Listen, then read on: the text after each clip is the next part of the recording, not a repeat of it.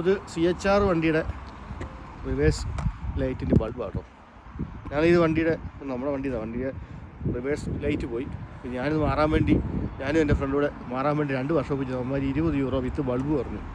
€20 ഒരു ബൾബ് പറഞ്ഞെങ്കിൽ കഷ്ടമാണെന്ന് എനിക്ക് തോന്നി. ഞാനങ്ങോട്ട് നേരിട്ട് ഒരു സ്പെയർ പാർട്സ് കടയിൽ ചെന്നിട്ട് വണ്ടിയുടെ നമ്പർ കൊടുത്ത് കഴിഞ്ഞപ്പോഴത്തേക്കും അവർ ഫുള്ള് ഡീറ്റെയിൽസ് ചെക്കിയിട്ട് ഉടനെ റിവേഴ്സിൻ്റെ ഒരു ബൾബ് എടുത്തു. ഇതാണ് ബൾബ്, ഇത്രയുള്ള കാര്യം. അപ്പോൾ ഇത് നമ്മൾ തന്നെ മാറാമെന്ന് വിചാരിച്ചു. ആ പുള്ളി പറഞ്ഞു വളരെ പ്രശ്നമൊന്നുമില്ല, അപ്പോഴത്തെ ഡിക്കി പറഞ്ഞിട്ട് അതിൻ്റെ ആ പിന്നെ അതിൻ്റെ ക്യാപ്പ് ഒന്ന് സൂക്ഷിച്ചിട്ടാൽ മതി, ബൾബ് മാത്രമേ ഉള്ളൂ, ഹോൾഡറൊന്നുമില്ല, അതുകൊണ്ട് സൂക്ഷിച്ചിടണമെന്ന് പറഞ്ഞു. അപ്പോൾ നമുക്കിതൊന്ന് മാറ്റി നോക്കാം.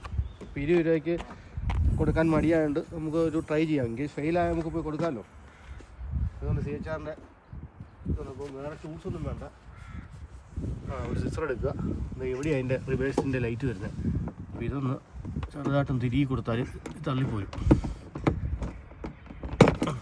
കാര്യം നോക്കട്ടെ. ഇപ്പം ഇതാണ് എൻ്റെ ലൈറ്റ്.